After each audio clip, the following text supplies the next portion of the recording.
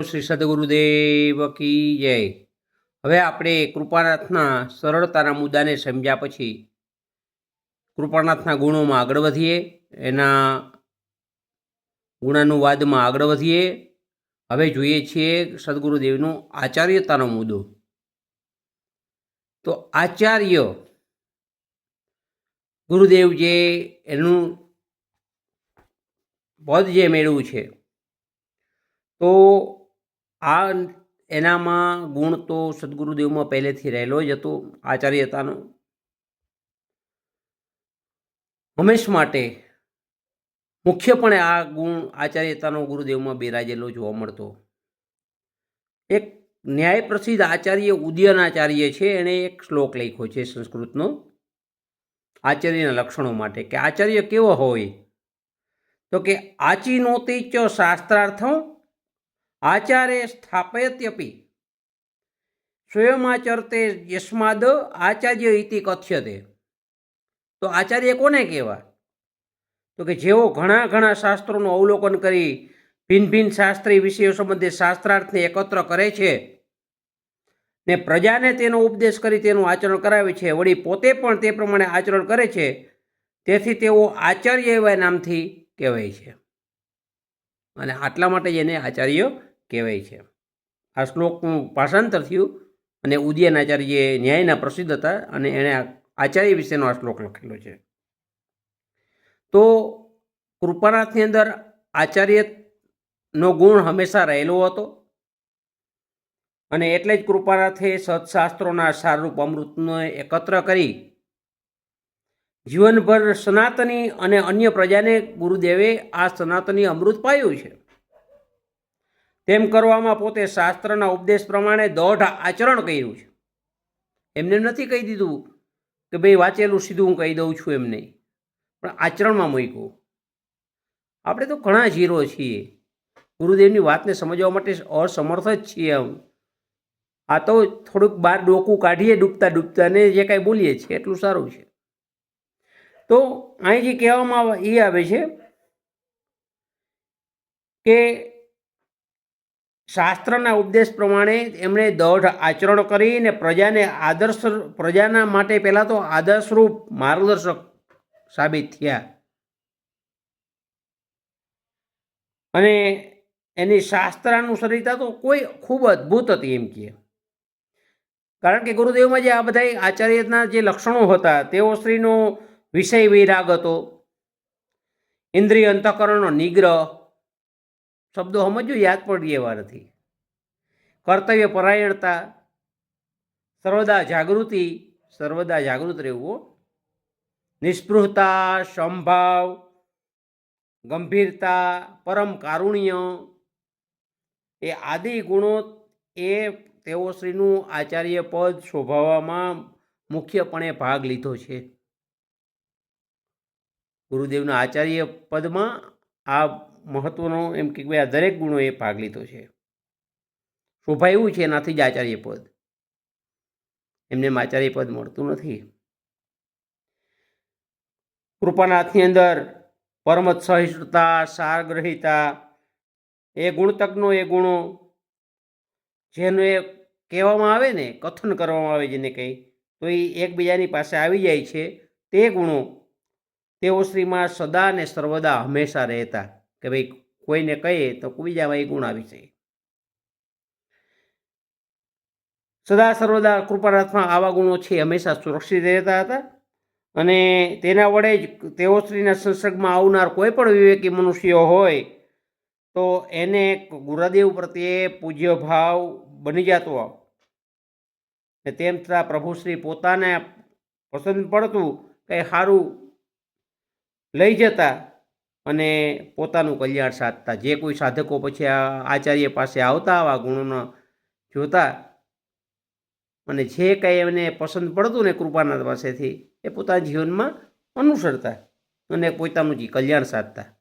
તો આ આચાર્યતાના મુદ્દામાં છે, અને તેઓ શ્રી ગુરુદેવની જે આચાર્યતાનો જે મુદ્દામાં આપણે જોઈએ તો પહેલાં તો એમ કહે છે કે સૌએ પોતપોતાના ધર્મનું પાલન કરવું, અને બીજાના ધર્મની નિંદા ના કરવી, બહુ મહત્વનો ગુણ છે।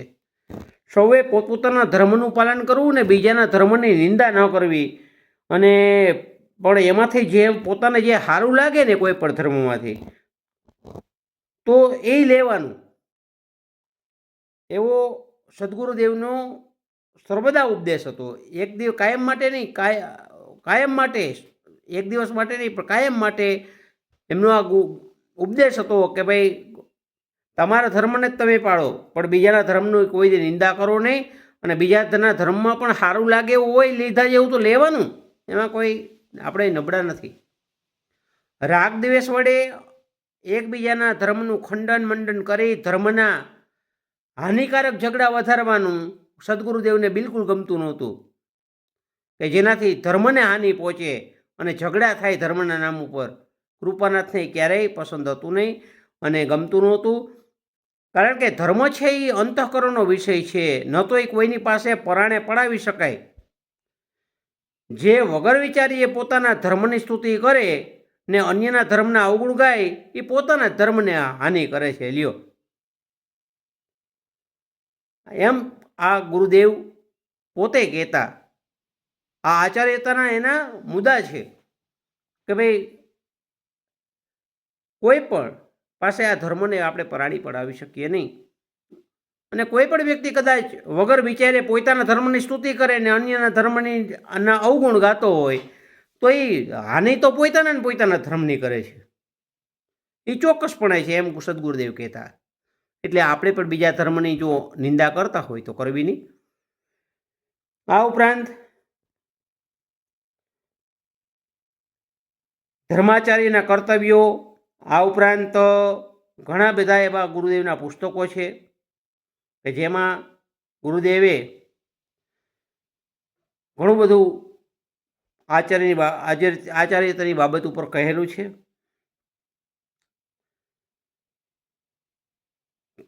આચાર્યતામાં જે કેમ કહેવામાં આવે કે ભાઈ તર્કનું સમાધાન કરવાનું બળ ને અકારણ દયા, આ બધા આચાર્યના લક્ષણો છે.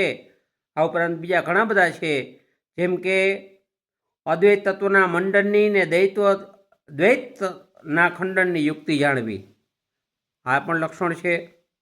અપ્રમાદયુક્ત ધૈર્યથી સદાચાર પાળવો, આળસ નહીં કરવાની, અને સદાચારથી કેમ કે અપ્રમાદયુક્ત ધૈર્યથી સદાચાર પાળવો. કોઈ પણ વિષયની તૃષ્ણા વડે કદી પણ મનને પરાભવ ન થવા દેવો, અને સંશય વિપર્ય રહિત પોતાના સચ્ચિદાનંદ સ્વરૂપને તથા જગતના સચ્ચિદાનંદ સ્વરૂપને જાણવું. આ બધા આચાર્યમાં લક્ષણો છે. આ બધા સચ્ચિદાનંદ રૂપ બ્રહ્મમાં અંતઃકરણની સુસ્થિરતા રાખવી, અંતઃકરણની ક્રોધાદિક શોભોથી રહિતતા, તેજસ્વીતા, શ્રુતિ સ્મૃતિને અનુસરીને તર્ક કરવાનું તથા શ્રુતિ સ્મૃતિને વિપરીત તર્ક કરનારનું ના તર્કનું સમાધાન કરવાનું બળ ને અકારણ દયા, એ આચાર્યના મુખ્ય લક્ષણ છે. ઓમ આ છે શ્રી વિવેક ભાસ્કરના પ્રથમ રશ્મિમાં, કૃપાનાથના જે પુસ્તકો છે એમાં. હવે એક નાનકડો પ્રસંગ જે આપણે જોઈ લઈએ કે આમ તો એમના ધર્માચાર્યના કર્તવ્યોને એવું ઘણા બધા ગ્રંથો લખેલા છે, પુસ્તિકા રૂપે અમુક પુસ્તિકાઓ નાની નાની મળે છે. એમ કે એક વખત જન્મ જયંતિનો પ્રસંગ હતો અને જન્મોત્સવ ગુરુદેવનો ઉજવાતો હતો. ત્યારે એક વખત વિદ્વાનોય ઘણા હતા, પ્રખર પંડિતો હતા. એમાં એક પ્રખર પંડિત પરમહંસ એવા હતા, એ બોલ્યા હતા કે બીજા કેટલાક આચાર્યો છે ને એ પરમાત્મા પ્રાપ્તિના ભક્તિ, યોગ, જ્ઞાન અને બીજા 3 ઉપાયો, આ 3 ઉપાયોમાંથી જે ઠીક લાગે ને એ પ્રમાણે એક એક ઉપાય સ્વીકારી ને એક એકનું સમર્થન કરે છે. ત્યારે આ આચાર્ય એટલે કે આપણા ગુરુદેવ જે છે, કૃપાનાથ છે, આ 3 માર્ગોનું સમર્થન કરી ને લોકોના અધિકાર પ્રમાણે તેમને તે માર્ગે દોર્યા છે. લોકોનો અધિકાર જે છે ને એ પ્રમાણે એમને દોર્યા છે. પૂજ્યપાદશ્રી આ 3 પવિત્ર ઉપાયો સંબંધી ગ્રંથો લખી વ્યાખ્યાનોમાં જ્યારે ને ત્યારે તે સંબંધી ઉપદેશ કરી તથા ચિત્ત શુદ્ધિ કરનારા કર્મકાંડનો ઉપદેશ કરીને મનુષ્યોને તેમાં પ્રેમથી પ્રેર્યા છે. એ પ્રસિદ્ધ વાત છે કે સદગુરુદેવના સ્વરૂપાવસ્થાન પછી વર્તમાન લોકોમાં આ વાત વધારે સમજાણી અને તેઓશ્રીના પુસ્તકનું વધારે પ્રમાણમાં ફેલાવો થઈ રહ્યો છે. અને અત્યારે આપણે હું અને તમે કે જે કાંઈ વાંચીએ છીએ, સાંભળીએ છીએ, તો આ આપણે સદગુરુદેવના જે સાહિત્યો જે કાંઈ છે એમાંથી જ આપણે જોઈએ છીએ, સાહિત્યને જોઈએ છીએ. તો આ સદગુરુદેવનો એક મહત્ત્વનો મુદ્દો આચાર્યતા. તો આચાર્ય કેવો હોવો જોઈએ, આચાર્યમાં શું ગુણો હોવા જોઈએ, પોતાનામાં સમર્થતા છે કે નહીં, પહેલાં તો પોતે સમર્થ થવું પડે કોઈ પણ બાબતે. તો આ દરેક ગુણ ગુરુપારથમાં રહેલા હતા. ત્યાર પછી હવે આવશે સમન્વય બળ.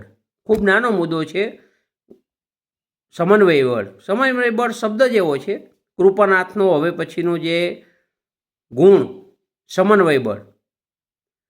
તો સાથે જ લઈ લઈએ કે સમન્વય બળ કૃપાનાથમાં સમન્વય એટલે કે દરેકનું એકરૂપ ભેગું કરવું. એમ સમન્વય દરેકનો થઈ જવો જોઈએ, બધું મિક્સ થઈ જાય, બધું ભેગું થઈ જાય, એક જાતનું આપણે એમ કહી શકીએ. તો ગુરુદેવમાં આવી સમન્વય બળ હતું. કેમ? તો કે ભગવાન શ્રીમાં ભિન્ન ભિન્ન સિદ્ધાંતોનો સમન્વય કરવાનું પણ કોઈ અલૌકિક બળ હતું. એના વ્યાખ્યાનોમાં તથા લેખોમાં તત્વ જિજ્ઞાસુ સજ્જનોને ભારે આનંદ આવતો. એના વ્યાખ્યાન હોય ને, ગુરુદેવ વ્યાખ્યાન આપતા હોય, એના લેખ કાંઈ આપ્યો હોય, તો આ તત્વ જિજ્ઞાસુ હોય એમને ભારે આનંદ આવતો. અન્ય ધર્મવાળા સારગ્રાહી સજ્જનો પણ એનાથી પ્રસન્ન થતા. બીજા ધર્મ, આ ભલે ગુરુદેવનું માનવાળા ના હોય, પણ બીજા ધર્મના કોઈ પણ હોય તો એને પણ આનાથી આનંદ પ્રસન્ન થતા ને પોતાને ઈચ્છિત એવા લાભ પ્રાપ્ત કરતા. શટદર્શનની એક વાક્યતા આ ઉપદેશ ગ્રંથાવલીના અંકો છે. ગુરુદેવની આ પુસ્તિકાઓ જે છે, ઉપદેશ ગ્રંથાવલી આવે એમાં 17, 121 ને 4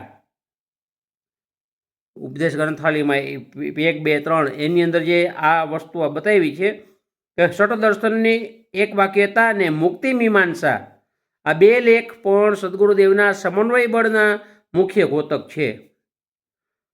શ્રી શિવ વિષ્ણુ સ્વરૂપનો લેખ પણ ઉપાસકોના હૃદયના વિરોધને દૂર કરી સમપણું આપનારો છે. અને ગુરુદેવનું જે આપણે કહીએ કે ભાઈ તૃતીય પ્રવાહનો પૂર્વાધ જે છે નાથચરિતામૃતના, એમાં પૂર્વાધની ગુરુદેવની પરમ ઉદાર ધર્મ ભાવના, એમાં વધારે પડતું વિસ્તૃત ધારા 14માં ગુરુદેવનો સમન્વય બળ વિશે તમે વાંચશો તો વધુ મળશે. સદગુરુદેવનું વાણી એવી હતી, સમજાવવાની શક્તિ એવી હતી. એટલે તો ગુરુદેવના જે અત્યારે યોગના પુસ્તકો છે, ઘણા બધા છે, તો પતંજલિ યોગ દર્શન ને વગેરે, આવા બીજા લોકો પણ આવા યોગના પુસ્તકો બહાર પાડે છે. પરંતુ મારી પાસે એક લેખ આવેલો હતો, એક દંડી સ્વામી કરીને, એને જ્યારે અમુક યોગનો રહસ્ય સમજાતું નહોતું ત્યારે બિલખાની અંદર રાત રોકાયેલા કૃપાનાથની પાસે, અને એક જ શ્લોકમાં ગુરુદેવે એમને બધું સમજાવી દીધું અને આનંદિત થઈ ગયા. તો આવી બાબત પણ આમાં સાથે સાંકળી લઉં છું. તો અત્યારે આપણે બે મુદ્દા જોયા ગુરુદેવ વધારે, એક આચાર્યતા અને સમન્વય બળ. હવે ત્રીજી બાબત એક છે, એ પછીની બાબત, ત્રીજી તો નહીં પણ એ પછીની મુદ્દો મધુરતાનો મુદ્દો, એ પછી આપણે નવા વિડીયોમાં જોશું. અત્યારે સર્વને, વિજયભાઈ રાવલના સર્વને જય ગુરુદેવ, જય નાથ. ઓમ શાંતિ શાંતિ શાંતિ.